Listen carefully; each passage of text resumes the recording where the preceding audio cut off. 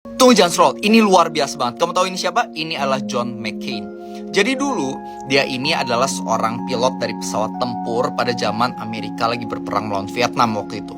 Singkat cerita, pesawatnya ditembak sama Vietnam, jatuh, dan dia menjadi tahanan. Karena ternyata ketika dia waktu itu tertangkap, papanya ini baru aja dipromosi jadi seorang komandan dari armada kapal perang yang ada di Amerika.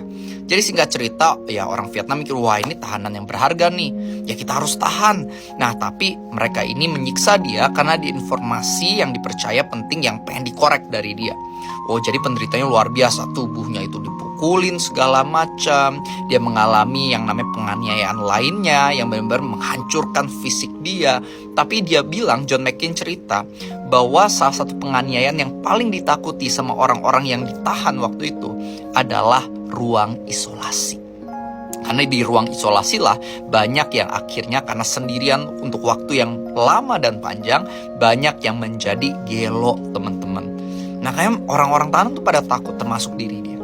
Nah pas dia waktu itu dimasukkan ke dalam ruang tahanan ini, apa yang membuat dia akhirnya nggak jadi gelo dan tetap waras adalah karena di sana ternyata ada, di bagian temboknya tuh ada kayak tulisan atau goresan dari tahanan-tahanan sebelumnya. Ya mereka menggores macam-macam, dan ketika dia melihat goresan-goresan itu mengingatkan dia, he is not alone. Dia bukanlah satu-satunya orang yang pernah melewati ini atau sedang melewati penderitaan ini. Ada orang-orang lainnya yang juga sedang mengalami penderitaan bersamanya atau pernah melewati hal yang serupa dengannya. Dan itu yang membuat dia bertahan.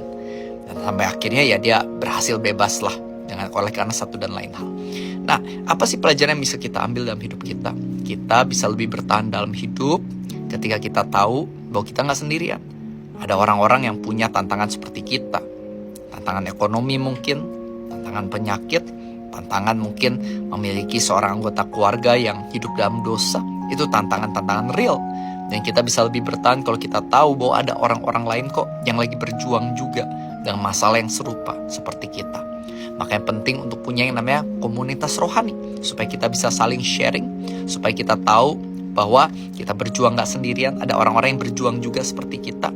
Itu bisa memberikan kita harapan, sehingga kita bisa lebih bertahan menghadapi setiap tantangan di dalam hidup kita.